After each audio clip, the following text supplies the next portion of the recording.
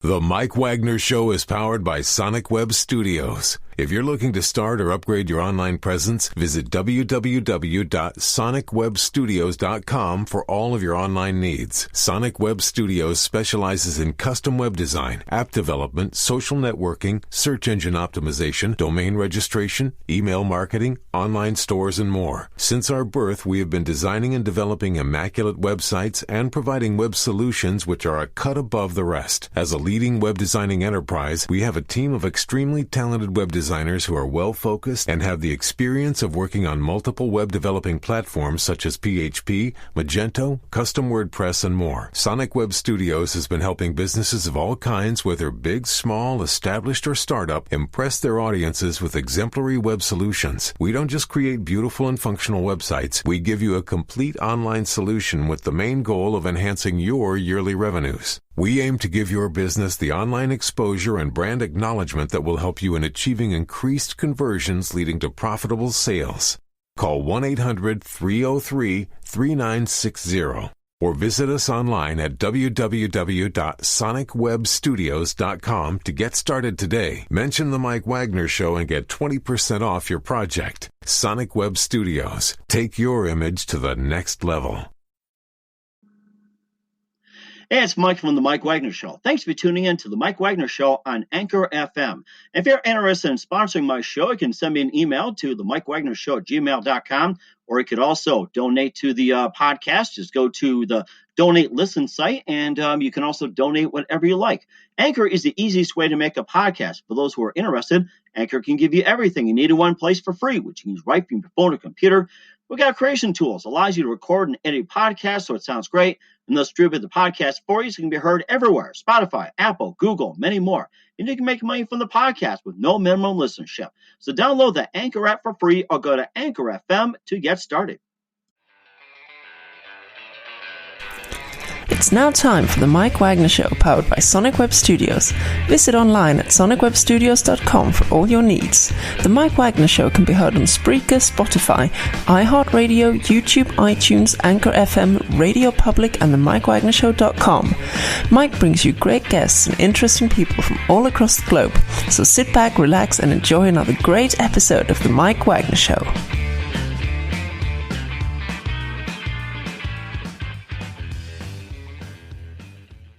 Hey everybody, it's Mike from the Mike Wagner Show, powered by Sonic Web Studios. Visit online at sonicwebstudios.com for all your needs. Look at a professional website without breaking your budget. Sonic Web Studios is the answer. Sonic Web Studios offers fast, affordable custom web designs that blow the competition away. Call today, 1-800-303-3960. That's 1-800-303-3960. Or email to support@sonicwebstudios.com. Mention the Mike Wagner Show, get 10% off your first order. Sonic Web Studios, take your image to the next level. Also, the Mike Wagner Show can be heard on the MikeWagnerShow.com. You can check our Facebook page at Facebook.com/The Mike Wagner Show. You can download and listen on Facebook, SoundCloud, Spreaker, Spotify, and iHeartRadio. Also on Anchor FM, Radio Public, iTunes, Google Play, and over 35 podcast platforms. Take the Mike Wagner Show with you on any mobile device. Subscribe to the Mike Wagner Show on the YouTube channel. Also follow the Mike Wagner Show on Instagram and Twitter today. We're here with a wonderful lady who is a pop culture journalist, and she's also a co-host of Pop Literacy. You can find that all over the internet. And she also wrote a book about the Brady Bunch. I nearly tried to sing the song, but unfortunately, I am not up to singing right now. And last time I sang, I actually got fired by my fans and my producer as well, too. So I'm not going to sing the song. And if you hear the story of a lovely lady, I'm sure it brings back some great memories. So live, ladies and gentlemen, from New York City, the author of the Brady Bunch, The Way We All Became, ladies and gentlemen, from the Brady household, Kimberly Potts. Kimberly, good morning, good afternoon, good evening. Thanks for joining us today. Hi, Mike. Thank you so much for having me. It's great to be here talking with you. And I wish I was in the Brady Bunch house right now, actually. I think it's probably still 1971 in the Brady Bunch house, and the coronavirus is something that no one's ever heard of. You know something, too, and if you had to get somewhere, like, say, you went to a beach, a park, or anywhere like that, you can still hop in that wood panel station wagon and stuff everybody in there. Alice can come with, and so can the family dog. Exactly. We'll bring Tiger. It'll be a good day. Oh, yes, it would be. And they'd be singing along. And, Greg will be doing this and Marcia. And, of course, little Cindy, my curls. And of course, the mom will be like, come on, knock it off. And the dad's like, yeah, you heard. That's right.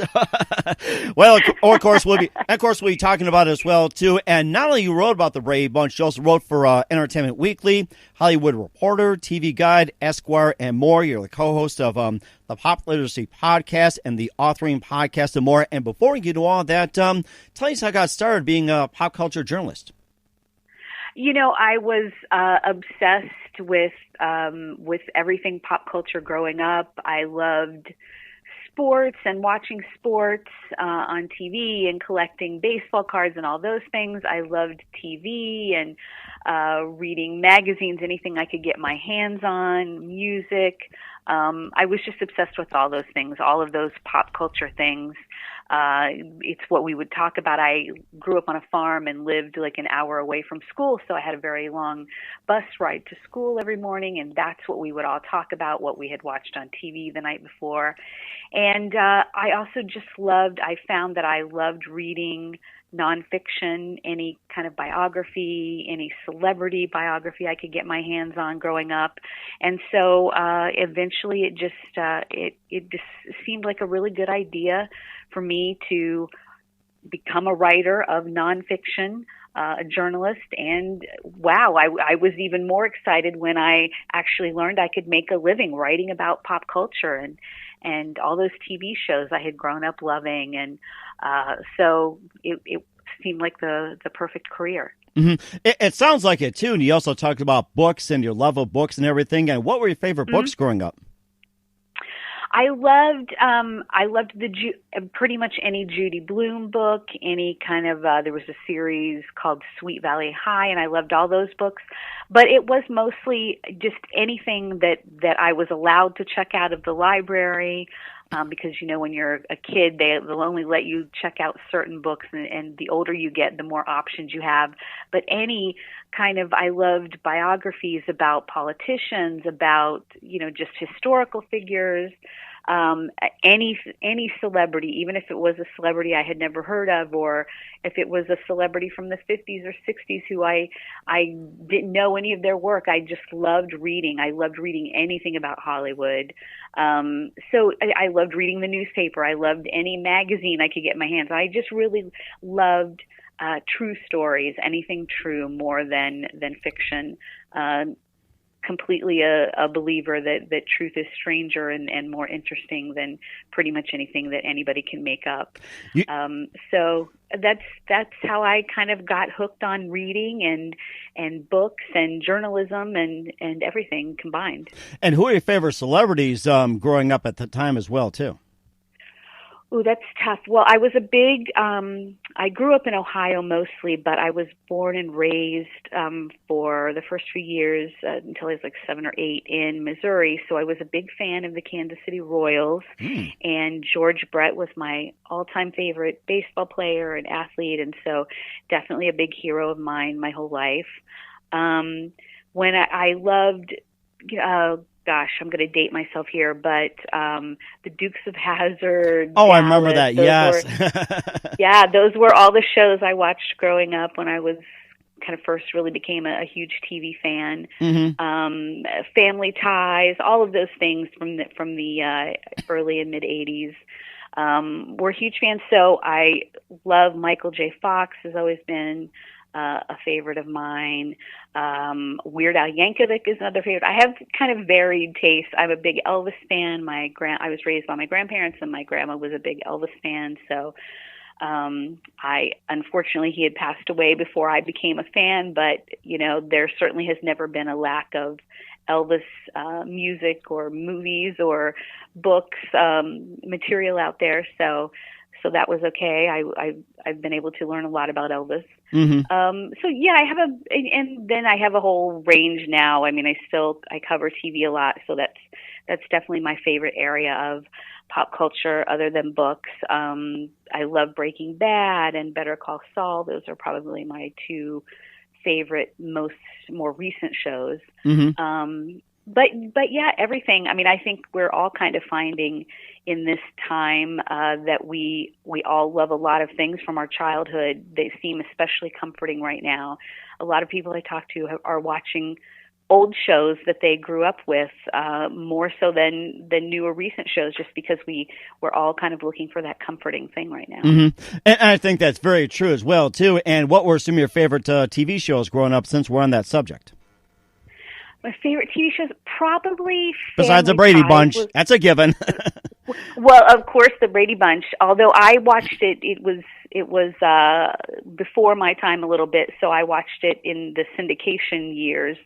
But the same 5 seasons, so it's not like I missed out on some of them. We've all had the chance to see those throughout the last 50 years. So definitely the Brady Bunch. Family Ties was my favorite, probably all time.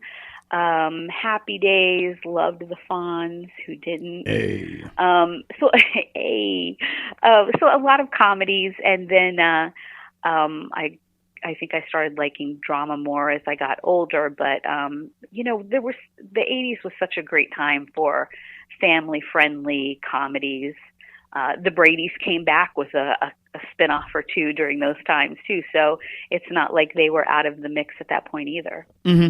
And also, you talk about sports as well too. Your love for George Brett, and also one of the classic TV shows. I don't know if you remember watching Fantasy Island or how often you watch it. George Brett was in an episode I remember where I guess a pitcher, he always wanted to pitch, and George Brett was at bat, and it was like a swirling, like a curveball, and it just swung a spiral, and he kept swinging it, and he was frustrated. I don't know if you remember watching that episode, but also he was in that. I don't know if you remember watching Fantasy Island, and also I'm just thinking, like, what were your thoughts on that if you got to watch it? And if you say, boss, they blame. But Tatu, I let you answer the question now. Welcome to Fantasy Island. I do remember the show. I unfortunately did not see that episode. I've read about it and have tried to find this. There are still a few shows. There aren't many, but there's still a few shows that it's hard to find on streaming or DVD. So I haven't been able to see that, unfortunately. I was just obsessed with a 7-Up commercial that George Brett was in, though. I used to hold my little tape recorder up to the TV and tape record it every time and play it over and over again. And more recently, he was actually in an episode of Modern Family. Oh wow! A couple of seasons ago. But no, I have yet to see that Fantasy Island episode, and I'm really bummed that I haven't seen that yet, because that was kind of George Brett at his peak too. Mm-hmm. In the late 70s, so I have to find that someday. And I think that's on YouTube as well too. They can also play clips of lost episodes. That's what I've discovered as well too. And of course, you being a sports fan as well, and being in New York, how often do you still follow the Kansas City Royals, or have you leaned towards like the Mets or the Yankees? I kind of don't follow either anymore. If there's a George Brett story, I'm still all over that. But yeah, I actually was a sports writer in college, and that's what I thought I wanted to do. But then I discovered I could actually, again, make a living covering TV. So that kind of took over. But yeah, I haven't really followed sports as much, although I have been, like everyone else, obsessed the last month or so with the Michael Jordan documentary on ESPN. Mm-hmm. That's, I think, been the best thing to watch in the last couple of months. Mm-hmm. And I was going to get access to that, but I haven't had time, and shame on me, I should be doing so, considering I've been a Michael Jordan fan for quite some time. And I still remember the day that he got drafted, that the Bulls went after Sam Bowie. That's who they really wanted, but Portland took him. And when Chicago announced Michael Jordan, it was like golf clap.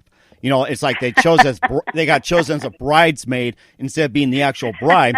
But then when Michael Jordan became a star and Sam Bowie got hurt, Portland was like, how come we didn't get Michael Jordan? I said, guys, you've had Calvin Dave Twarzek all along, so why do you need Jordan? I mean, Jordan could have been a bust in Portland. I guess Chicago learned to live with that decision, though, right? Yeah. We made some really good choices too, and some bad ones. We talk more off the air as well too. We'll talk about some of your experience. We'll talk about your book as well too. But first, listen to the Mike Wagner Show at themikewagnershow.com, powered by Sonic Web Studios. Visit online at sonicwebstudios.com for all your needs. Look at a professional website without breaking your budget. Sonic Web Studios is the answer. Sonic Web Studios offers fast, affordable custom web designs that blow the competition away. Call today at 1-800-303-3960. That's 1-800-303-3960. Or email to support@sonicwebstudios.com. Mention the Mike Wagner Show. Get 10% off your first order. Sonic Web Studios. Take your image to the next level. Also, the Mike Wagner Show can be heard on themikewagnershow.com. You can check our Facebook page at facebook.com/The Mike Wagner Show. You can download and listen on Facebook, SoundCloud, Spreaker, Spotify, and iHeartRadio. Also on Anchor FM, Radio Public, iTunes, Google Play, Apple, and over 35 podcast platforms. Take the Mike Wagner Show with you on any mobile device. Subscribe to the Mike Wagner Show on the YouTube channel. Also follow the Mike Wagner Show on Instagram and Twitter today. We're here at pop culture journalist Kimberly Potts on the Mike Wagner Show with the book, The Way We All Became the Brady Bunch. And before we talk about that, you also wrote for Entertainment Weekly, Hollywood Reporter, TV Guide, Esquire, and more. And, talk about some of your work with these guys. Well, I've been really lucky to cover a lot of shows that I really love and cover them repeatedly and get the chance to talk to the cast of the shows. I covered The Walking Dead for the first probably 10, 11 seasons of the show, or 10 seasons of the show, Breaking Bad, and a lot of comedies. And it's been a good, fun career. I've really had the chance to talk to a lot of people, to really get to know the industry. And, just again, the best thing is getting paid to do what you love. And I've really had the chance to do that. Mm-hmm. And this also led to your book called The Way We All Became the Brady Bunch. Tell us about the book, and how'd you first get started with the Brady Bunch? Well, I loved it. Again, I probably was, it's the late 70s, early 80s when I started watching it in one of its many syndication cycles. Love the show like so many people. I did not have a Brady Bunch childhood, and I think, people were often in two camps. You either had that kind of childhood, and so you identified with it and loved it, or you didn't have that kind of childhood and wished you did. I certainly always wanted to have a bunch of brothers and sisters. I thought that would have been a lot of fun to have. So I always loved it. And then a couple of years ago, I was thinking about writing a book and was thinking about the kind of maybe a TV show that I would want to write about. And I started just doing a little bit of research about the Brady Bunch because the 50th anniversary of the show was coming up. And I just discovered all of these things that I didn't know, that it had only been on for 5 seasons, just how popular it had remained throughout those 50 years. It's been spun off into so many different shows, other comedies, a more dramatic show in the 80s, the variety show that's so infamous and kind of surreal to watch, fun but kind of crazy. Just the movies it was such a great movie, the mid-90s, the first one and the second one. It's remained really popular, and I don't think everyone, even people who were fans of the show, of the original series, knew that. And so I thought any show that has remained popular for 50 years really deserves, a history, a book-length history, letting people know what a big part of pop culture and TV history it's been. Mm-hmm. And also, too, in terms of the show's longevity for 5 seasons originally, and then being syndicated for about 50 years. And, of course, the show owes a huge debt to Lucille Ball for its enduring success. I mean, compared to Lucille Ball, that's going to be like, comparing yourself as a basketball player to Michael Jordan. Right, that's so true. Lucy was really the one who started syndication. If not for her, both the Brady Bunch and Star Trek would not have existed has been so popular for 50 years, which they both have been. So yeah, they do owe her a huge debt of gratitude, both of those shows. Mm-hmm. And of course she's saying, "Oh, Ricky, thank you very much. I love you, Lucy. Now do the dishes for me." And speaking Spanish in anger. And of course, you know the iconic opening sequence. Everybody knows it by now, and I don't need to sing it. The full story and how was that created? It sounds really interesting. It was. They, they had to kind of get the backstory of the show across. That, we don't know if Carol was divorced or if her husband died, and the network purposely wanted that to be left ambiguous. But we know that Mike Brady's first wife died, and we kind of have to know how this family comes together. But of course they didn't want to have to keep repeating that story every week or even, a few times a season. So Sherwood Schwartz, the creator of the series, came up with the idea of addressing it in the theme song, but then also the opening sequence. And so he utilized some very cutting edge at the time technology. It had only been used specifically at the World's Fair, and then began to pop up in other TV series later as well, but and movies, and now it's been spoofed. The Brady Bunch opening credits have been spoofed lovingly, of course, so many times that we can all think about. But that really was a cutting edge technology to have all of those individual frames in one scene in one film, and then to have them looking at each other and while that iconic theme song played over the opening credits was really cutting edge, and it remains such an iconic, something that we all think of all the time. Even people who've never seen an episode of the show say that they've seen the opening credits and they know the words to that theme song. And of course, 50 years later, it becomes Zoom. But Alice, you have to turn on your camera. You got to turn it on. It's true. That is something that I've heard people say again and again and again in the last couple of months. They all are having their own Brady Bunch experience with Zoom now. I'll have to try that with 8 of my friends sometime, and we'll talk about the story behind the scenes of all the characters, including like Mike, Carol, Greg, Marcia, Peter, Jan, Bobby, Cindy, Alice, and more. But first, listen to The Mike Wagner Show at themikewagnershow.com, powered by Sonic Web Studios. Visit online at sonicwebstudios.com for all your needs. Look at a professional website without breaking your budget. Sonic Web Studios is the answer.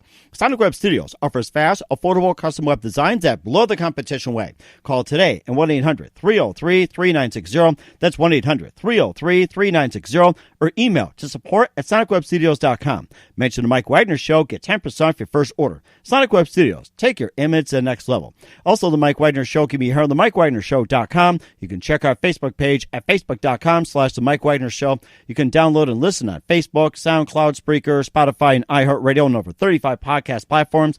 Take the Mike Wagner Show on any mobile device. Subscribe to the Mike Wagner Show on the YouTube channel. Also follow the Mike Wagner Show on Instagram and Twitter today.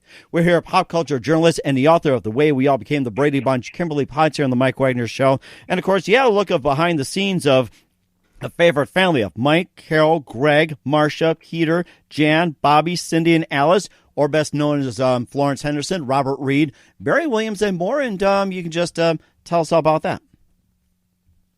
They're all, they have been together probably more than pretty much any other TV show. The Brady kids especially have been a part of each other's lives for more than 50 years now. And, they've had complicated relationships with the show. Sometimes they've loved being a part of it. Sometimes they've hated it. Right after the show ended, it was very tough for them to get cast in other roles because people thought of them as the Brady kids, and they would often call them in to audition for things just because they wanted to say that they had met one of the Brady kids. Mm-hmm. And so that was, a time that they weren't particularly happy with being a part of the Brady cast. But then flash forward to last year, at the time of the 50th anniversary, when HGTV did the remodel of the Brady house, and they were all part of that. And I think they got to see just how much they really mean to fans and how beloved they still are. And I think that, they finally are able to fully appreciate what the show means to people and just how important, again, that it is not to just TV history, but larger pop culture history. It's a huge, huge part of that. Mm-hmm. And of course, Robert Reed, the dad in the movie as well, too, he kept returning for all the spinoffs and movies, but yet he was rather unhappy with the show as I was reading some reports about it. And, maybe just a little bit about what the dad was really like in real life. Well, he was very unhappy with the show. He had been classically trained, Shakespearean trained, and that's really what he thought he should be doing in his acting career. So he wasn't happy about being a part of this, very fluffy TV show. But he let that be known over and over again. He was, however, very close to the kid cast members and his adult cast members, but he cared very much about the kids. He took them on vacations. He bought them movie cameras so that they had something productive to do when they were on set and had downtime. He cared a lot about their futures and that if they were going to remain in the TV or movie industry, that they understood not just acting and being on set, but maybe they did understand a little bit about film, that how to operate a camera and how things work. And he took them on a trip on the QE2 to England and took them to Shakespeare's birthplace and exposed them to some theater in New York on the way to the trip to England. So he cared a lot about them, and when he would express his unhappiness on set, it was saved for the times when the kids had gone home for the day.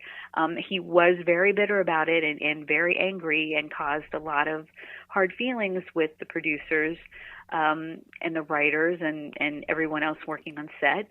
But again, if you ask the kid cast members, the Brady kids, they have nothing but wonderful things to say about him and the way that he treated them. So he was a pretty complicated guy. It sounds like it too. And who would you say the probably I guess the best to work with, and who's probably like, besides Robert Reed, probably like one of the more challenging to work with? I don't think anybody was really. I think they all pretty much got along other than that. I mean, Florence Henderson was great to work with. Ann B. Davis was just thrilled with her role. I think if you ask most people, they would probably say she did give the best performance on the show. Definitely the comedic center of the show. And just, she turned in a great performance, just a very talented physical comedian and a great sense of humor. And she was very happy to have a great, steady job. So she certainly had no issues with the show. Florence Henderson was happy to have the steady job that allowed her to really, have her family with her because she had done a lot of Broadway, was doing a lot of musicals, traveled a lot. And the Brady Bunch, she had been reluctant initially to do a TV show because she thought it would preclude her from doing, theater and Broadway and traveling and as a musician. But she came to really appreciate the stability that it put in her life and in her children's lives. And she remained very close to all of the kids for the rest of her life, as did Robert Reed. And they all got along. It was really only Robert Reed who had really any big objections to the series and the storylines, and again, let that be known. Mm-hmm. And also, too, lastly as well, too, that what are some of the most memorable moments that you found in the show as well? If I had to pick a favorite episode, and I think it's true for a lot of people, it's definitely one of the things that people most remember about the show. It's the season 4 episode Amateur Night, where the kids are competing as the silver platters to try to win enough money to pay for their parents' anniversary gift. I think we all remember the blue and white striped costumes that they're wearing. So that's probably my all-time favorite. But my nose with Marcia getting her nose broken with the football, and don't play ball in the house. All those I remember that classic one. Yes, right. That's a classic. I think we all remember the kids together just one of the great things about them was they were all, of course, attractive kids, but Sherwood Schwartz purposefully cast kids who weren't movie stars, who hadn't already spent a lot of time on set, who didn't have stage mothers, who were going to be natural. He cast them without kind of set ideas about the characters. He cast the kids and then sort of formed the characters based on what the actors' personalities were like, their interests in a lot of cases. And I think that really came through and is part of the reason why we loved them so much. We felt like they were real kids. They were, again, very attractive children. They certainly were, TV quality actors, and they looked the part. But there was also always a sense with all of them, and especially when they were together, that they were real kids. They were going through the same things in storylines that real kids were going through, and I think that endeared all of them to us. Mm-hmm. And of course, what we now have is the modern happy family, thanks to the Brady Bunch 50 years ago. Absolutely. I think so many shows owe their storylines and their castings and just that idea of the family that solves the problems in 22 minutes plus commercials. We owe all of that to the Brady Bunch. Mm-hmm. And of course, no ball playing in the house. Remember that. Remember it. That's right. It can only lead to trouble. That's right. Yeah. Author, pop culture journalist Kimberly Potts on the Mike Wagner Show with The Way We All Became the Brady Bunch. And where can we find this book? Anywhere you get your books, online at Barnes & Noble, Amazon, local independent booksellers is a great place. It's available on ebook or hardcover. So, yeah, check it out. I think you'll enjoy it. And it's a gorgeous cover. Okay. All right. We'll check that out as well, too. And not only you also wrote The Brady Bunch, you also co-host a pop literacy podcast as well, too. And tell us a little bit about that. I host it with my friend and fellow author and pop culture writer, Jennifer Cation Armstrong. She wrote the book Seinfeldia, which I think most TV fans and books of TV fans know. We just kind of, we get together. We're both really busy, so we have a hard time getting together sometimes. And so when we do, we end up having these marathon 3-4 hour lunches, and where we just talk about everything that we haven't had a chance to catch up on. And so we said, hey, we should turn this into a podcast and just kind of talk about all the pop culture stuff because we have a lot of very similar interests. So that was our chance to do that when there's a great book coming out that we want to talk about, that we want to let other people know about, or a great TV show, maybe something that people, not Grey's Anatomy or things that people have already heard about, but maybe things that we've heard about because we're covering it, or because a friend told us about it, or because we know one of the people involved with the show or the movie or whatever.